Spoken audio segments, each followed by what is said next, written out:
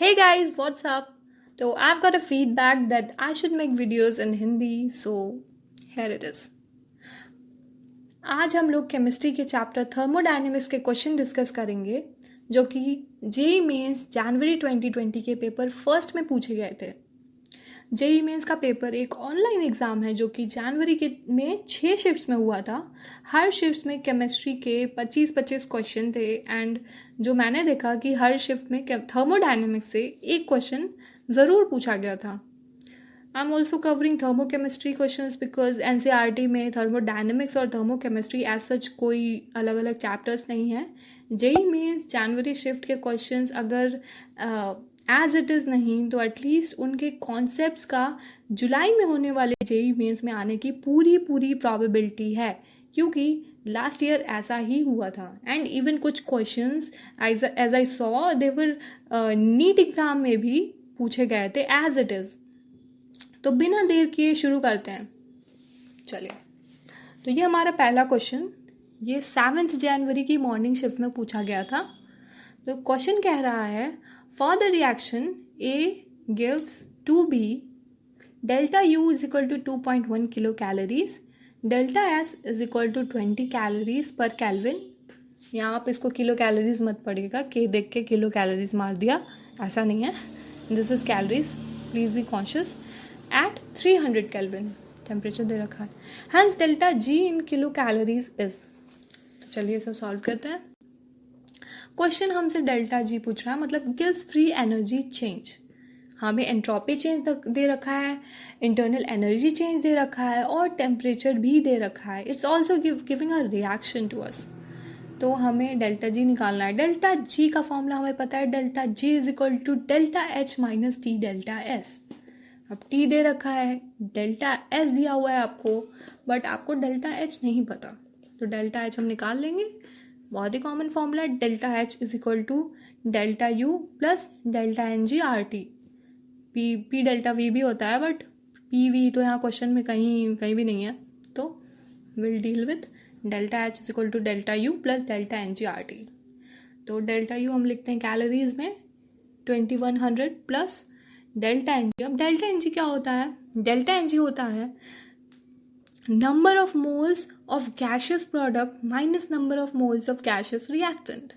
Note करिएगा कि मैं गैशियस बोल रही हूँ, I am not saying just the number of moles of product minus the number of moles of reactant is the gaseous entities. Okay, अब are की value यहाँ कैलोरीज में हम ले रहे हैं, तो that will be 2 and temperature question में दे ही रखा है। तो hair become 2100 plus 2 into 2 into 300, 2100 plus 1200 gives us 3300 calories. तो अब इस डेल्टा एच की वैल्यू हम डेल्टा जी वाले इक्वेशन में रखेंगे। ये बहुत ही कॉमन इक्वेशन है, इनफैक्ट इसको स्पॉन्टेनिटी ऑफ रिएक्शन चेक करने में भी हम यूज़ करते हैं। I think you must be knowing this reaction very well. तो 3300 calories minus 300 into 20 gives 3300 minus 6000 calories gives us minus 2700 calories। ठीक है, अब इसको आंसर टिक करके मत आ जाना, गौर करिए कि क्वेश्चन हमें किलो कैलोरीज में पूछ रहा है। यूनिट उसने क्वेश्चन में दे दिया है, न्यूमेरिकल वैल्यूज वो ऑप्शन में देगा। अब आपका आंसर आया -2700, आपने ऑप्शन में देख लिया, इसको तिरछी नज़र से आपने उसे मार्क करके नेक्स्ट क्वेश्चन पे बढ़ गए। That's not correct. You have to read the question very carefully. It is asking in kilo calories. तो आपको -2.7 किलो कैलोरीज निकाल के आंसर मार्क करके आगे बढ़ जाना है। अब इसमें आप 2-3 गलतियां कर सकते हो इस क्वेश्चन में। बहुत ही सिंपल क्वेश्चन है, वेरी कॉमन फॉर्मूले, ओनली 2 फॉर्मूले इन्वॉल्व एंड वेरी कॉमन फॉर्मूले, बट इसमें 1-2 गलती आप कर सकते हो। आप डेल्टा एन जी में गलती कर सकते हो, आप 2 - 1 करके 1 ले आ सकते हो डेल्टा एन जी। आप भूल जाओगे कि यार गैस है, यहाँ पे ए लिक्विड लिखा हुआ है, आप इस पर गौर नहीं करोगे। फर्स्ट थिंग ये आप कर सकते हो। Second thing what I see is आप डेल्टा एस को किलो कैलोरीज मान के सॉल्व कर सकते हो। एंड थर्ड चीज़ ये यूनिट वाला क्वेश्चन में इसने डेल्टा जी पूछा है किलो कैलोरीज में, आप कैलोरीज में मार्क करके आ गए। ठीक है, so I hope this question was clear to you. ठीक है, तब we are covering the next question. अब ये अगला क्वेश्चन जो हमारा है, ये 7 जनवरी की इवनिंग शिफ्ट में पूछा गया था। क्वेश्चन कह रहा है the standard heat of formation delta HF naught at 298 Kelvin of ethane in kilojoule per mole. If heat of combustion of ethane, hydrogen and graphite are -1560, -393.5 and -286 kilojoule per mole respectively is dash. तो हमसे ये standard heat of formation पूछ रहा है of ethane. Question पढ़ के हो सकता है आपको समझ में ना आए, थोड़ा जम्बल्ड स्टेटमेंट है. तो इसके लिए आप ये कर सकते हो कि आप ये देखो कि किन चीज़ों का इसने नाम ले रखा है क्वेश्चन में. इसने standard heat of formation of ethane का नाम लिखा है और इसने heat of combustion of ethane, hydrogen and graphite का नाम लिया है. तो इसने स्टैंडर्ड हीट ऑफ फॉर्मेशन की वैल्यू नहीं दे रखी है, जबकि इसने हीट ऑफ कंबशन की वैल्यू दे रखी है. तो ऑब्वियसली जो नहीं दिया है वही फाइंड करना होगा आपको. अब स्टैंडर्ड हीट ऑफ फॉर्मेशन के बारे में कुछ बातें मैं बताना चाहूँगी आपको, जो कि एनसीईआरटी में बहुत ही क्लियरली बोल्ड लेटर्स में दे रखी हैं. ये 4-5 पॉइंट्स हैं. तो फर्स्ट पॉइंट ये है कि हीट ऑफ फॉर्मेशन कि कोई भी चीज़ फॉर्म हो रही है रिएक्शन में, तो उसमें जो भी प्रोडक्ट बन रहा है वो 1 मोल बनना चाहिए. जैसे यहाँ पे हीथेन बन रहा है वो 1 मोल बनना चाहिए, तभी उस रिएक्शन को हम फॉर्मेशन ऑफ इथेन का रिएक्शन बोलेंगे. और उसमें जो भी हीट ऑफ रिएक्शन होगी उसके हम heat of formation of ethane बोलेंगे. सेकेंड पॉइंट ये है कि reactant should be in elemental state. जो रिएक्टेंट्स हैं वो एलिमेंट फॉर्म में होने चाहिए. जैसे यहाँ कार्बन और हाइड्रोजन से इसको बनना चाहिए. अब हाइड्रोजन से आप H2O नहीं लिख सकते हो. थर्ड पॉइंट कहता है कि रिएक्टेंट्स को जो एलिमेंटल स्टेट में हैं they should be in their most stable allotropic form. जैसे कि कार्बन के एलोट्रॉप्स हैं, ग्रेफाइट है, डायमंड है, बकमिंस्टर फुलरीन वगैरह. तो इनमें से कार्बन का most stable allotropic form diamond नहीं है, ठीक है, दैट इज ग्रेफाइट. अब ग्रेफाइट क्यों है, डायमंड क्यों नहीं है? Because we are talking about the thermodynamic stability, we are not talking about mechanical stability. ठीक है, हम ये नहीं कह रहे कि हथौड़े से मारने पे पहले कौन टूटेगा, डायमंड या ग्रेफाइट. ठीक है, अब आप ये पूछोगे कि ग्रेफाइट की स्टेबिलिटी, थर्मोडायनेमिक स्टेबिलिटी डायमंड से ज़्यादा क्यों होती है? बिकॉज सिंपल सी बात है, ग्रेफाइट के पास डीलोकलाइज्ड इलेक्ट्रॉन होते हैं, एक डीलोकलाइज्ड इलेक्ट्रॉन पर कार्बन होता है. उसकी वजह से अट्रैक्शन ज़्यादा होता है कार्बन कार्बन के बीच में, उनकी बॉन्ड लेंथ कम होती है, उनकी बॉन्ड स्ट्रांग होती है, जिसकी वजह से स्ट्रक्चर में स्टेबिलिटी आती है. उसमें वंडर वॉल्स फोर्स भी ज़्यादा होते हैं, जबकि डायमंड में कोई भी डीलोकलाइज इलेक्ट्रॉन्स नहीं होते हैं. ये बस याद करने के लिए. वैसे आप मोस्ट स्टेबल एलोट्रॉपिक फॉर्म्स याद कर सकते हो. कार्बन का ग्रेफाइट है, फॉस्फोरस का वाइट फॉस्फोरस है, सल्फर का रोम्बिक सल्फर है. That is just normal info. तो हमने ये 3 पॉइंट्स डिस्कस किए स्टैंडर्ड हीट ऑफ फॉर्मेशन के. चौथा पॉइंट ये है कि element should be in elemental state at 25 degree Celsius. अब एक और पॉइंट है that is very very important कि heat of formation of pure elements is 0. यानी कि standard heat of formation pure elements का हो जाएगा. जैसे हाइड्रोजन का H2 का 0 होगा, C कार्बन ग्रेफाइट का 0 होगा. ठीक है, that is, I think that is clear to you. Heat of formation के बारे में 4-5 पॉइंट्स मैंने आपको बता दिए. अब इन पॉइंट्स को दिमाग में रख के हम हीट ऑफ फॉर्मेशन का रिएक्शन लिखेंगे फॉर इथेन. अब इथेन हमें बना रहे हैं, 1 मोल बनना चाहिए. First point, let's write the product. C2H6 is called ethane. 1 मोल बन गया. अब किससे बन रहा है ये? यहाँ 2 कार्बन है तो 2C, ऑब्वियसली ग्रेफाइट. H6 है मतलब 3H2. ना, अब इसका किसी भी रिएक्शन में जो भी एनर्जी का आदान प्रदान हो रहा है, वेदर लग रही है या फिर निकल रही है, that is called the heat of reaction. And depending upon की रिएक्शन में हो क्या रहा है, प्रोसेस क्या हो रही है, उसमें न्यूट्रलाइजेशन हो रहा है, उसमें फॉर्मेशन हो रहा है, कंबशन हो रहा है, जैसे कि इस क्वेश्चन में, तो उसके हिसाब से हम उस हीट ऑफ रिएक्शन के अलग अलग नाम रख देते हैं. उसका मतलब कोई भी उसको पढ़ के कंफ्यूज नहीं होना है, सब हीट ऑफ रिएक्शन ही है. रिएक्शन में जितनी हीट निकल रही है या फिर जितनी हीट देनी पड़ रही है, उसके हिसाब से पॉजिटिव निगेटिव जो भी है वो हीट ऑफ रिएक्शन ही है. उसके अलग अलग नाम हो सकते हैं. तो अब मैं आपको एक सिंपल सा चार्ट दिखाऊंगी। तो हीट ऑफ कंबशन के टर्म्स में होता है sum of heat of combustion of reactant minus sum of heat of combustion of product, और हीट ऑफ फॉर्मेशन के टर्म्स में होता है sum of heat of formation of product minus heat of formation of reactant, यानी कि heat of combustion का उल्टा। तो अब हम हीट ऑफ रिएक्शन को हीट ऑफ फॉर्मेशन और कंबशन के टर्म्स में लिखेंगे। Heat of reaction is equal to sum of heat of formation of product minus sum of heat of formation of reactant is again equal to sum of heat of combustion of reactant minus sum of heat of combustion of product। ये सब एक ही चीज़ है, you can equate this, right? अब हम heat of reaction लिखते हैं is equal to heat of formation of C2H6 minus 0। Zero क्यों मैंने बोला, एलिमेंटल स्टेट में जो भी एलिमेंट होंगे उसका standard heat of formation zero होगा, उसकी कोई वैल्यू नहीं होगी। अब कंबशन पे आते हैं, इक्वल टू कोफिशिएंट्स को आप याद रखेंगे 2 इंटू माइनस, क्वेश्चन में देखिए 286 plus 3 into minus 393.5 minus 1560 equals, इसको आप सॉल्व कर लीजिए 572.1752, इसका आंसर आएगा 192.5 किलो जूल पर मोल। ये भी बहुत ही इजी क्वेश्चन सॉल्व हो गया, हमारा आंसर आ गया। This question was also very easy question. इसमें बट आपका ये बेसिक चेक कर रहा है कि आपको पता है या नहीं कि हीट ऑफ फॉर्मेशन क्या होता है, फर्स्ट थिंग, एंड सेकेंड चीज़ कि आपको हीट ऑफ रिएक्शन का रिलेशन हीट ऑफ फॉर्मेशन और कंबशन से पता है या नहीं पता है। बस ये दो चीज़ें चेक करी इसने। और एक चीज़, अगर आप बहुत ही बिल्कुल भी पढ़ के नहीं गए हो तो आप ये गलती कर सकते हो कि आप स्टोइचियोमेट्रिक कोफिशिएंट्स को मल्टीप्लाई ना करो। तो ये चीज़ आपको ध्यान देनी है, मतलब 3 चीज़ें ध्यान दी। हीट ऑफ फॉर्मेशन की डेफिनेशन जो एनसीईआरटी में एक्चुअली लिखा हुआ है, एंड सेकेंड थिंग कि आप ये चार्ट देख लो, हीट ऑफ रिएक्शन का हीट ऑफ फॉर्मेशन और हीट ऑफ कंबशन के साथ रिलेशन क्या है। Okay, so now we move on to the next question.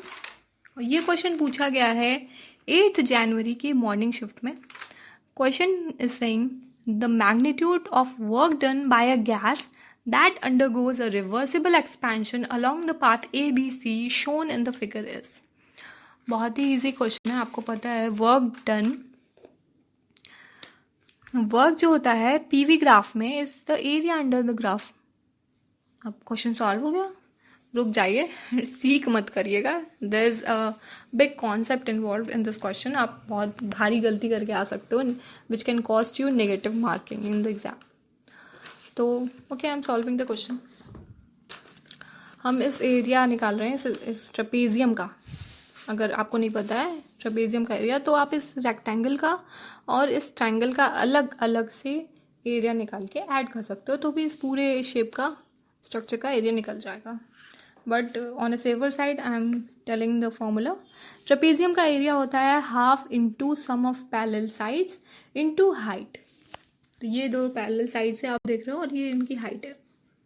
तो आप देखो फॉर्मूले में रखो, half into 12 plus 8 20 into height 8, मतलब 10 इंटू 8 80 हो गया, 80 जूल्स। ये पास्कल एसआई यूनिट है और ये मीटर क्यूब वॉल्यूम की एसआई यूनिट है, मतलब वर्क जो आएगा जूल में वो भी एसआई यूनिट में आएगा। 80 जूल्स आया मेरा आंसर। बट मैम आपको बता दूं ये आंसर बिल्कुल ही गलत है। अब क्यों गलत है? ये गलत इसलिए है बिकॉज हमने रेफरेंस पॉइंट पे, हमने ओरिजिन पॉइंट पे बिल्कुल भी ध्यान नहीं दिया। यहाँ ये 0 से शुरू नहीं होता। अगर ये 0 से शुरू होता तो यह 12 जो पॉइंट लिखा हुआ है वॉल्यूम एक्स एक्सिस पे ये 10 होता, एंड ये 8 जो है प्रेशर एक्सिस पे ये 6 होता। तो इस हिसाब से नाउ अगेन हम फॉर्मूले में इनकी वैल्यूज पुट करते हैं। Half into sum of parallel sides, मतलब 10 plus 6 into height which is 6 not 8। अब आएगा 8 इंटू 6 48 जूल्स। यानी कि 48 जूल्स हमारा करेक्ट आंसर है। और मैं बताऊँ, ऑप्शन में आपको 80 जूल भी दिया रहेगा, बहुत खुशी से दिया रहेगा, और आप इसको मार्क करके आओगे। अगर आपने ये छोटी सी गलती करी, आपने ऑरिजिन पॉइंट नहीं देखा तो होपफुली आपका एक नेगेटिव मार्किंग बच गया ये क्वेश्चन देख के। Now moving on to the next question. ये क्वेश्चन पूछा गया है 8 जनवरी की इवनिंग शिफ्ट में। क्वेश्चन कह रहा है, at constant volume 4 mole of an ideal gas when heated from 300 Kelvin to 500 Kelvin changes its internal energy by 5000 joules. The molar heat capacity at constant volume is, मतलब CV।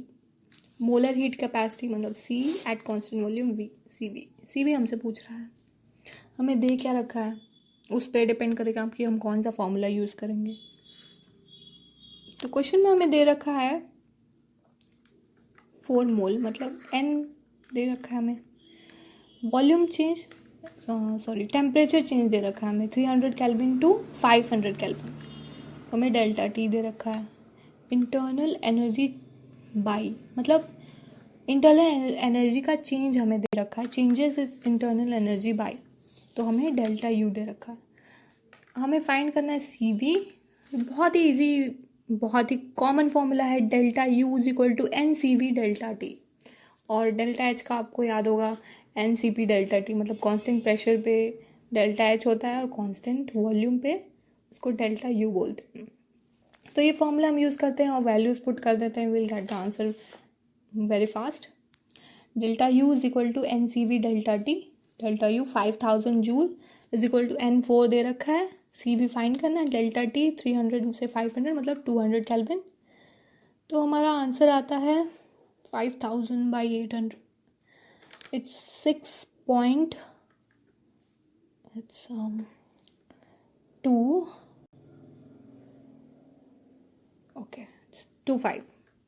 CV आ गया हमारा 6.25 and this is the correct answer. इसकी value आपको ध्यान में रखनी है। आप हर चीज़ की यूनिट यहाँ लिखो तो आपको इसकी यूनिट मिल जाएगी, जूल पर मोल पर केल्विन।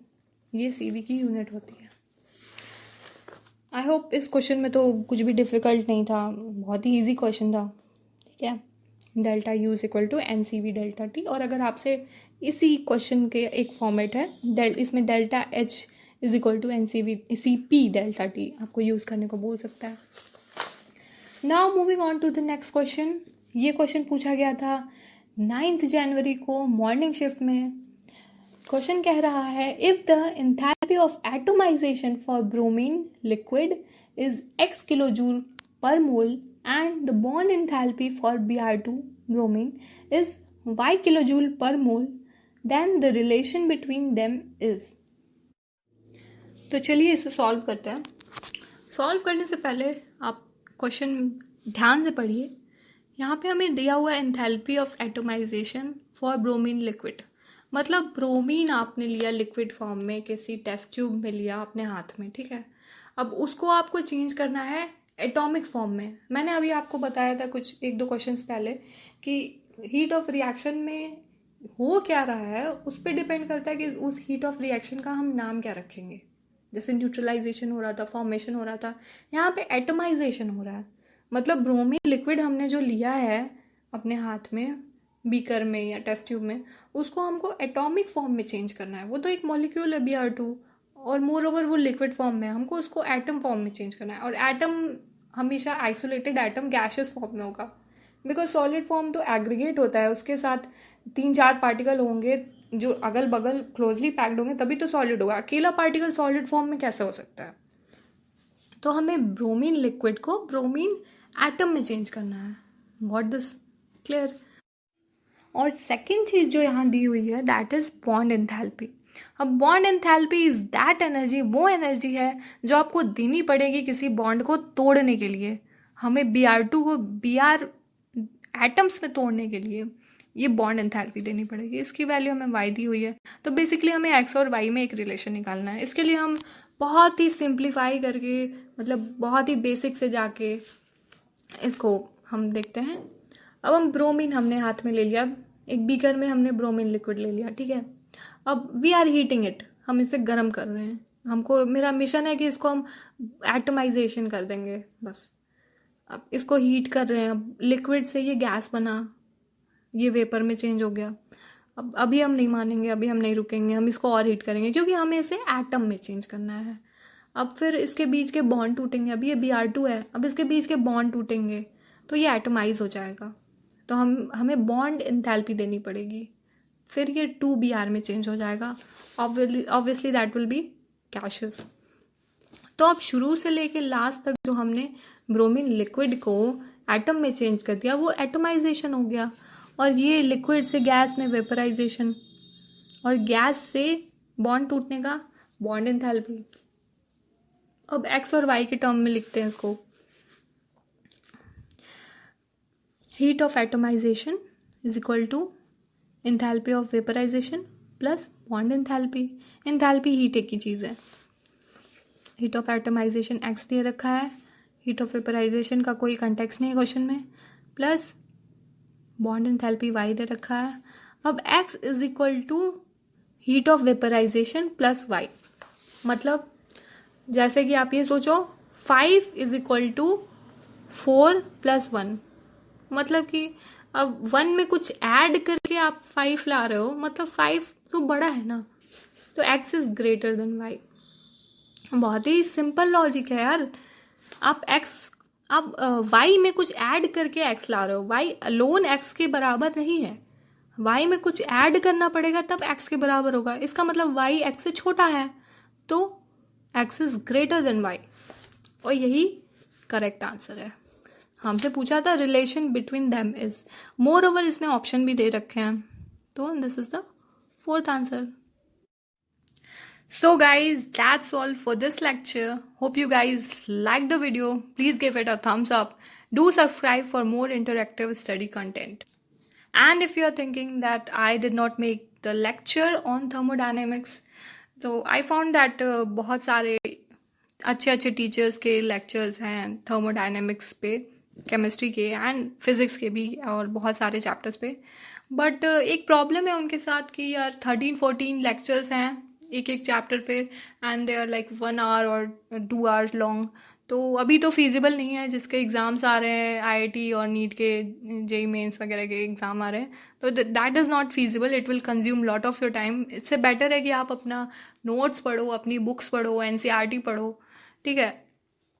एक वीडियो मुझे मिला, that is on catalysis by Vedantu, that is covering thermodynamics in 30 minutes, 1 shot। तो इस टाइप के वीडियोज़ रियली हेल्पफुल होते हैं। If you want me to make such videos then please write in the comments, और if you want me to make videos on questions asked in JEE Mains, JEE Advanced, NEET, IIT JAMs और TIFR, ऐसे exams में questions पूछे हुए हैं on subjects like physics, chemistry, zoology, botany, mathematics, biotechnology and bioinformatics, then please let me know in the comment section. Hope you have a really good day. Thank you.